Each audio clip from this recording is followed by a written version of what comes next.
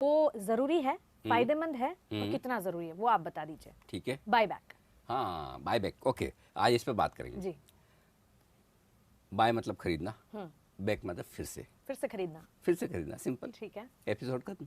नहीं नहीं इतनी आसानी से हम आपको नहीं जाने देंगे। नहीं, इतना आसान भी नहीं, लेकिन इतना मुश्किल भी नहीं। मुश्किल इसलिए नहीं कि इस नाम से हर एक इन्वेस्टर को फायदा है। ओके। और हर एक कंपनी को फायदा है। अच्छा। तो स्टॉक मार्केट से जो भी जुड़ा हुआ है उसको बायबैक से कहीं कोई नुकसान नहीं है। अच्छा, मतलब दोहरा फायदा है, दोहरा इन्वेस्टर फायदा है। तो इसलिए बायबैक बड़ा पॉपुलर है, बड़ा फेमस है। ठीक है, जैसा कि नाम बताता है बायबैक। आमतौर पर शेयर कौन खरीदता है, कौन बेचता है? इन्वेस्टर्स, आप और हम, राइट। लेकिन कुछ कुछ मौके ऐसे भी आते हैं मानसी, जहां पर इन्वेस्टर नहीं, कंपनी अपने शेयर खुद खरीदती है। अच्छा। हाँ, आप सोचेंगे कंपनी भी खरीद सकती है कि अपने शेयर? जी हाँ, कंपनी अगर अपने शेयर इशू कर सकती है तो खरीद भी सकती है। और उसकी वजह यह कि कानून के मुताबिक कंपनी आर्टिफिशियल पर्सन है। आपके हमारी तरह जिंदा नहीं है। हाँ, डेफिनेशन है ना, आपके हमारी तरह जिंदा नहीं, आर्टिफिशियल पर्सन है। ठीक है, तो कंपनी को ये अधिकार है कि वो अपने शेयर फिर से खरीदे। और जब कंपनी अपने शेयर फिर से खरीदती है तो उसे बायबैक कहते हैं। ये किन से खरीदते हैं? इन्वेस्टर्स से। बस इन्वेस्टर से, है ना। तो कंपनी ने शेयर इशू कर दिए, इन्वेस्टर्स हैं। इन्वेस्टर्स में सब तरह के हो सकते हैं, promoters, retail investors, institutions, mutual funds, FIIs. तो अब कंपनी के लिए सब बराबर हैं। अच्छा। प्रमोटर, इंस्टीट्यूशन, रिटेल सब बराबर है उनके लिए। बायबैक जब लाती है तो बाइफिकेशन किसी भी तरह का नहीं होता? नहीं, बाइफिकेशन कोटा सिस्टम है। हाँ। वो है कि कौन रिटेल इन्वेस्टर होगा, कौन बड़ा होगा, वो अपनी जगह है। लेकिन यह जरूर है कि कंपनी शेयर सबसे खरीद सकती है। तो जो शेयर खरीदने का प्रोसेस है उसे बायबैक कहा जाता है। अब इस बायबैक में होता यह है कि समय फिक्स होता है कब खरीदे जाएंगे, प्रोसेस फिक्स होता है किस तरह से खरीदे जाएंगे, प्राइस फिक्स होती है किस भाव पर खरीदे जाएंगे या किस भाव तक खरीदे जाएंगे, कितने खरीदे जाएंगे ये भी पता होता है, कितना अमाउंट कंपनी बायबैक में डालेगी ये भी पता होता है। और इन सबसे बढ़कर बायबैक वही कंपनी कर सकती है जिसके पास वाकई में बैलेंस शीट में ताकत है, मुनाफा है, अच्छा, पैसा है। क्योंकि बायबैक खरीद करने के लिए आपको पैसा देना पड़ता है इन्वेस्टर्स को, तो कैश होना जरूरी है। तो ये सबसे बड़ी एलिजिबिलिटी है। हाँ, और इसीलिए जब बायबैक करती है तो लोगों को पसंद आता है कि कंपनी के पास पैसा है, तभी तो अपने शेयर वापस खरीद रही है ना। ठीक है, बस सिंपल। लेकिन ये आपने बताया कि एलिजिबिलिटी क्राइटेरिया कि सबसे ज्यादा जो मजबूत कंपनी है, फंडामेंटली भी टेक्निकली भी, वो बायबैक लेकर आती है। लेकिन जो शेयर्स कंपनी ने मार्केट में स्प्रेड किए हैं वापस से क्यों लेती है? हाँ, उसके अलग अलग कारण हो सकते हैं। देखिए, आमतौर पर सबसे बड़ा कारण तो ये होता है कंपनी के बायबैक का कि कंपनी को ये लगता है कि हमारे पास पैसा बहुत है। ओके, ठीक है, हम कारोबार से अच्छा पैसा कमा रहे हैं। पैसा कमा के आप करेंगे क्या? या तो नया बिजनेस और करेंगे, कारोबार उसी बिजनेस में और पैसा लगाएंगे। ठीक है, लेकिन उसके बावजूद आपको लगता है कि मुझे और एक्सपांशन करने के लिए नया पैसा लगाने की जगह कम है, उतने पैसे की जरूरत नहीं, तो आप डिविडेंड देंगे जी। ठीक है, डिविडेंड भी आप दे रहे हैं, उसके बावजूद पैसा बच रहा है, तो फिर आप सोचते हैं कि इससे बढ़िया ये कि जब मेरी इतना सारा पैसा एक्स्ट्रा है तो क्यों ना हम हमारे शेयर खरीद लें। शेयर खरीदने से होता क्या है कि शेयर खरीदने से शेयरों की क्वांटिटी कम हो जाती है। सपोज कंपनी ने 100 शेयर इशू किए कुल मिलाकर, और कंपनी कहती है मैं 20 शेयर का बायबैक कर रही हूँ, तो बच जाएंगे कितने? 80 शेयर। तो शेयर ऑटोमेटिकली कम हो गए। शेयर कम होते हैं तो शेयर के दाम बढ़ जाते हैं, क्योंकि जो कमाई आप 100 शेयरों के इशू पर कर रहे थे वही 80 शेयरों पर भी करें, कमाई तो वही है, कंपनी की कमाई तो कम नहीं हुई, है ना। तो इसलिए एक रीजन तो वो है कि जब कंपनी के पास काफ़ी कैश होता है तो वो खरीदते हैं। दूसरा कारण ये कि कई बार प्रोमोटर्स को अपनी हिस्सेदारी बढ़ानी होती है। ठीक है, अब कंपनी के पास तो पैसा है, प्रोमोटर के पास कम पैसा है या नहीं है, या है लेकिन वो इस बिजनेस में नहीं डालना चाहते हैं, और शेयर नहीं खरीदना चाहते हैं, तो ये इनडायरेक्ट तरीका जिससे प्रोमोटर अपनी हिस्सेदारी बढ़ाते थे। कैसे मैं बताऊं? समझिए किसी कंपनी ने 100 शेयर इशू किए हैं टोटल, ठीक है, प्रोमोटर्स की हिस्सेदारी 40% है, यानी कि 40 शेयर उनके पास है। ओके, अब प्रोमोटर को लगता है बहुत सारा कैश पड़ा है बैलेंस शीट में, क्यों ना बायबैक कर लें, चलिए 20% का बायबैक करते हैं, समझिए 20 रुपए का। ठीक है, अच्छी प्राइस पर बायबैक किया, बायबैक सक्सेसफुल हो गया, 20% का बायबैक, और इन्वेस्टर्स ने बायबैक में शेयर दे दिए जी। इक्विटी घटकर कितनी रहेगी? 80 रहेगी। प्रमोटर ने तो बायबैक में भाग नहीं लिया, उन्होंने अपने शेयर रखे हैं क्योंकि उनको स्टेक बढ़ानी है। तो जो 40% हिस्सेदारी उनकी थी 100 में से, अब वो 50% हो गई, क्योंकि उनके 40 के 40 ही हैं, लेकिन टोटल इक्विटी 100 से घटकर 80 रहेगी। तो बिना कुछ खरीदे ही उनकी हिस्सेदारी 40 से 50% होगी। अच्छा, हो गई ना? है अंदर का फंडा। हाँ, तो प्रमोटर इसका फायदा उठाते हैं। भी यहाँ पर बड़े ही टेक्निकली सोचते हैं। हाँ, तो बिना पैसे लगाए आपकी स्टेक बढ़ गई, आपका वोटिंग पावर बढ़ गया।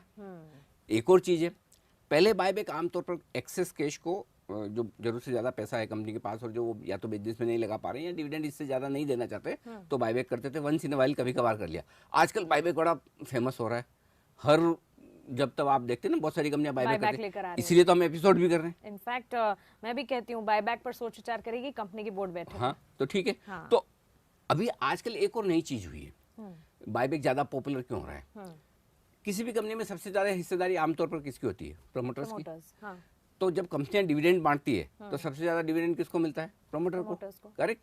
अभी क्या हुआ है, ये जो नियम आए नए बजट में जो बन गए थे, उसमें ये हुआ कि 10 लाख रुपए से ज्यादा अगर आपको सालाना डिविडेंड आता है, तो उस पर टैक्स लगेगा। है ना, एक्स्ट्रा टैक्स लगेगा। तो अब हो क्या गया, 10 लाख से ज्यादा डिविडेंड किसको आएगा? आपको, हमको तो आने से रहा, हम तो छोटे इन्वेस्टर हैं। प्रमोटर को ही आता होगा। बड़े बड़े इन्वेस्टर तो वही करोड़ों शेयर लेके वही बैठे हैं। तो उन्होंने सोचा कि भाई, एक तो पहले ही कंपनी मुनाफा कमाती है, उस पर टैक्स देती है। मुनाफा कमाने के बाद डिविडेंड देती है, तो उस पर डिविडेंड डिस्ट्रीब्यूशन टैक्स लगता है। ठीक है। उसके बाद हमारे पास शेयर डिविडेंड आया, और टैक्स दो। एक ही कमाई पे 3 बार टैक्स, तो एक बार तो बचाओ। तो वो बचाने के लिए इन्होंने क्या किया कि आजकल डिविडेंड देना कर दिया है कम, और बायबैक का रूट। तो जितना डिविडेंड बांटना है, उसकी जगह उस अमाउंट का, उस क्वांटिटी का, उस वैल्यू का बायबैक कर लेती कंपनी। अच्छा, तो ये सपोज किसी कंपनी को 2000 करोड़ का डिविडेंड बांटना है, तो बजाय 2000 करोड़ का डिविडेंड बांटने के 2000 करोड़ का बायबैक ले आएगी। अच्छा, तो होगा क्या, अल्टीमेटली बायबैक आता तो शेयर की वैल्यू तो कम, शेयर की वैल्यू तो बढ़ेगी, क्योंकि शेयरों की संख्या कम हो जाती है बायबैक के बाद, तो इनडायरेक्टली बेनिफिट हो जाता है सबको। तो डिविडेंड से अट्रैक्टिव है फिर बायबैक। हाँ, डिविडेंड से टैक्स के एंगल से आकर्षक है। हाँ, डिविडेंड बांटेंगे तो टैक्स लग जाएगा, बिल्कुल। डिविडेंड नहीं और बायबैक करेंगे तो टैक्स एफिशिएंट है। तो उस लिहाज से आजकल बायबैक बड़े पॉपुलर हो रहे हैं। तो कंपनी इसलिए भी करती है।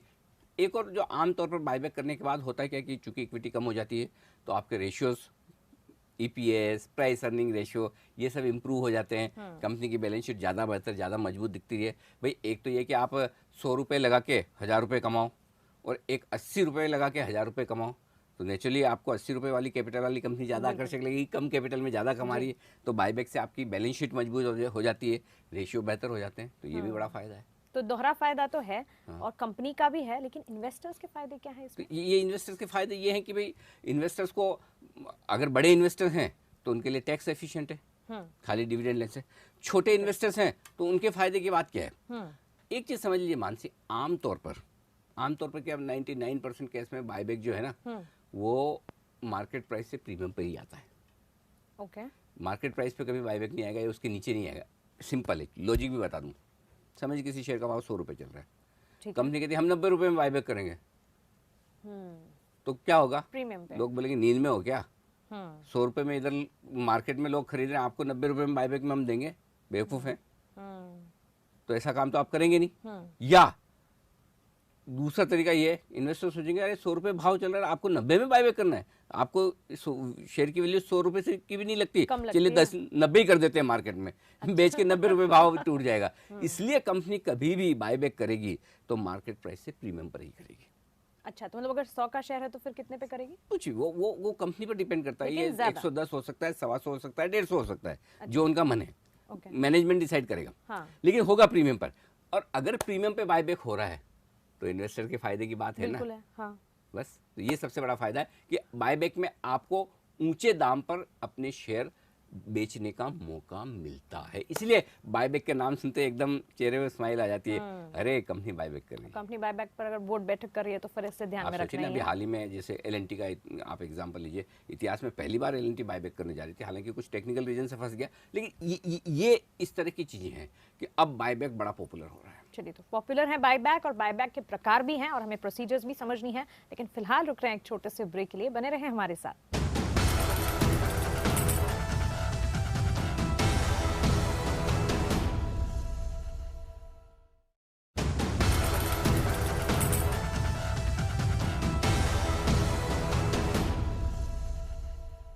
ब्रेक के बाद स्वागत है आपका। आप देख रहे हैं इन्वेस्टमेंट गुरुकुल और अनिल जी से हम समझ रहे हैं बायबैक और उसके मायने।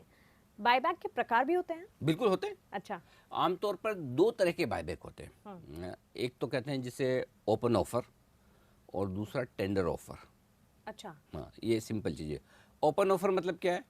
सबके लिए ओपन है, हर तरह के इन्वेस्टर के लिए। हर तरह के इन्वेस्टर के लिए ओपन है। कैसे है? आप में कोई भी इन्वेस्टर चाहे तो इस बायबैक में भाग ले सकता है, अपने शेयर दे सकता है। ओपन ऑफर में क्या होता है? ओपन ऑफर में होता ये कि एक प्राइस फिक्स है, इसी प्राइस पे शेयर का बायबैक किया जाएगा। जैसे कि टीसीएस ने कह दिया हम 2100 रुपये में बायबैक करें। ओके। ये ओपन ऑफर बायबैक आ गया। वो इन्वेस्टर जिन्हें अपने बायबैक में शेयर बेचने हैं, कंपनी को वापस देने हैं, वो 2100 रुपये के दाम पर ऑफर में दे सकता है।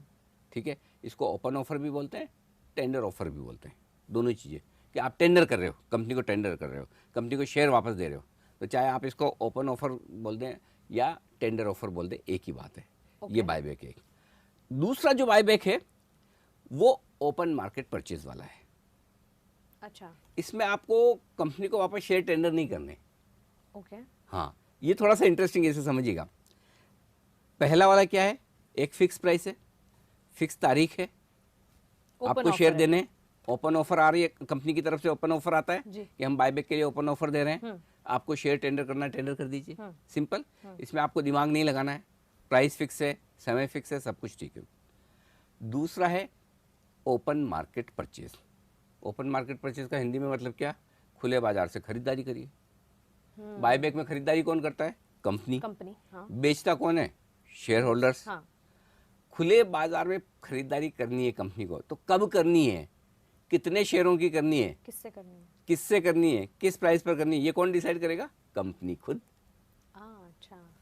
लेकिन इसमें एक इंटरेस्टिंग चीज है, और वो ये कि जब ओपन मार्केट परचेज वाला बायबैक आता है तो कंपनी को एक चीज साफ बोलनी पड़ती है कि हम इतने शेयरों का बायबैक करेंगे, उसमें शेयर बताने पड़ेंगे। हम ओपन मार्केट परचेज के जरिए इस प्राइस तक करेंगे, वह प्राइस फिक्स हो गई। अच्छा। आप उस भाव के ऊपर जाकर नहीं कर सकते। तो कंपनी को ज्यादा स्पेसिफिक होना पड़ता है। हाँ, स्पेसिफिक दोनों ही केस में है। ओके। उधर आपकी एक ही प्राइस फिक्स है। हाँ। समझिए, मैं एग्जांपल देता हूँ। टीसीएस का बायबैक है और वो टेंडर ऑफर या ओपन ऑफर के जरिए 2100 रुपये के दाम पे। ठीक है। तो आपने शेयर दे दिए 2100 रुपये के दाम पे। क्लियर है, साफ है, इजी है। अब समझिए टीसीएस का ये ओपन ऑफर 2100 के दाम पे ओपन ऑफर वाला नहीं होता, और टीसीएस ये कहती है कि हमारा भाव देखिए 1700-1800 चल रहा है, हम इतने लाख शेयर खरीदेंगे मार्केट से, 2100 रुपये तक खरीदेंगे।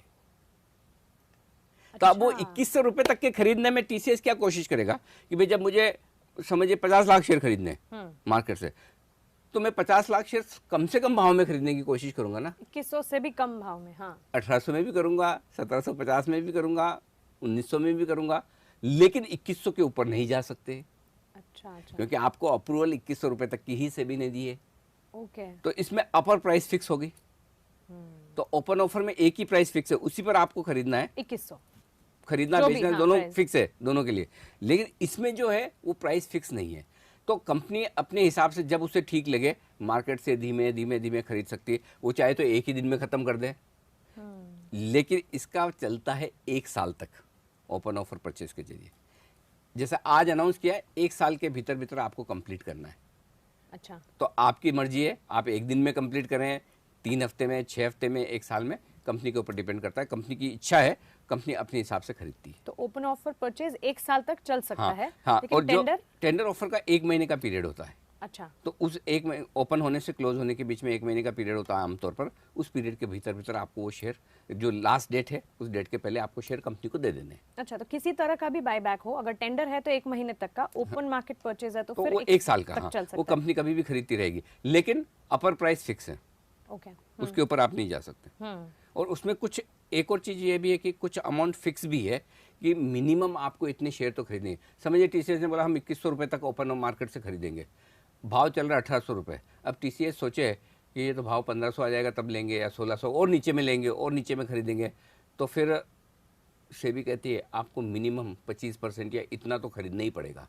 ऐसा नहीं कि आप अनाउंस करके खाली बैठ जाएं। हाँ, और वेट करें। हाँ, वेट करते रहेंगे। हाँ। तो इतना तो खरीदना ही पड़ेगा इस पीरियड में। अगर आपने उतना नहीं खरीदा तो आपको जवाब देना पड़ेगा क्यों नहीं खरीदा। ओके। हाँ, तो इसलिए फिर ऐसे में ओपन मार्केट परचेज में जब बाईबैक आता है तो कंपनियां जो मिनिमम रिक्वायरमेंट है सेबी की, हाँ। उतना तो वो पहले से खरीद ही लेगी जल्दी जल्दी, बाकी का बाद में देखेंगे ऐसा। ठीक है, तो टेंडर ऑफर और ओपन मार्केट परचेज दोनों में ज्यादा फायदेमंद कौन सा है?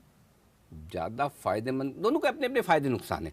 कंपनी के एंगल से देखेंगे, हाँ, तो कंपनी के एंगल से देखेंगे तो ओपन मार्केट परचेज ज्यादा फायदेमंद है, क्योंकि अपर प्राइस फिक्स है, उस प्राइस के नीचे नीचे जितने शेयर मिले खेल सकते हैं आप, अलग अलग प्राइस पे ले सकते हैं, खराब दिन ले सकते हैं, और सबको उसी पर्टिकुलर हाईएस्ट प्राइस पे लेना जरूरी नहीं, नीचे के भाव में ले सकते हैं। तो कंपनी के लिए वो ज्यादा फायदेमंद है। लेकिन मैं शेयर होल्डर हूँ तो मेरे लिए टेंडर ऑफर फायदेमंद है। ओपन ऑफर जिसमें आता है फिक्स प्राइस है, मेरे लिए आसान है कैलकुलेट करना कि मेरा शेयर 2100 रुपये में जा रहा है, आज 1800 चल रहा है, 2100 में मेरा बिक रहा है, 300 रुपये ऊपर की प्रीमियम में मेरा शेयर जा रहा है, तो मेरे लिए बड़ा आसान हो जाता है। तो शेयर होल्डर के एंगल से ओपन ऑफर वाला वो ज़्यादा फायदेमंद है, और कंपनी के एंगल से ओपन मार्केट परचेज वाला ज़्यादा फायदेमंद है। और आजकल आते कौन से बायबैक हैं? दोनों ही तरह के आते हैं। दोनों ही तरह के आते हैं। ओपन मार्केट परचेज भी आएंगे और टेंडर ऑफर भी आएंगे। उसमें मेंशन्ड होता है ये कौन सा वाला? हाँ हाँ बिल्कुल, वो तो पता नहीं पड़ेगा, उसके बगैर तो आपको अप्रूवल ही नहीं मिलेगी। आपको अप्रूवल लेने के पहले ऐसा नहीं बाईबैक का मेरा मन हुआ आज मैंने बाईबैक अनाउंस कर, नहीं, बाईबैक भी रेगुलेटर अप्रूव करते हैं भाई। ऐसा नहीं कि मेरी कंपनी का शेयर मैं ही खरीदा हूँ, मुझे किसको पूछने की जरूरत है? जी नहीं, बताना है आप और मेरे को शेयर खरीदना है तो सेबी को पूछने की जरूरत नहीं है। लेकिन कंपनी को अपना शेयर खरीदना है, बायबैक करना है, तो अप्रूवल लेनी पड़ती है। उसी के बाद पहले कंपनी बोर्ड में अप्रूव करेगी जी, उसके बाद कंपनी रेगुलेटर्स को, एक्सचेंज को और सेबी को लिखेगी कि हम ये ऐसा ऐसा बायबैक करना चाहते हैं। उनकी अप्रूवल आने के बाद ही बायबैक कर सकते हैं, ऐसे नहीं कर सकते आप। ओके। हाँ, परमिशन तो चाहिए भाई। ठीक है, तो एज एन इन्वेस्टर हमने मन बना लिया बायबैक में हिस्सा लेना है। ठीक है, अब समझाएं प्रोसीजर क्या है? प्रोसेस सिंपल है। देखिए बायबैक में वही 2 डेट होती है। वही 2 डेट कौन सी? डेट और रिकॉर्ड डेट। हाँ, तो पहली चीज ये कि रिकॉर्ड डेट।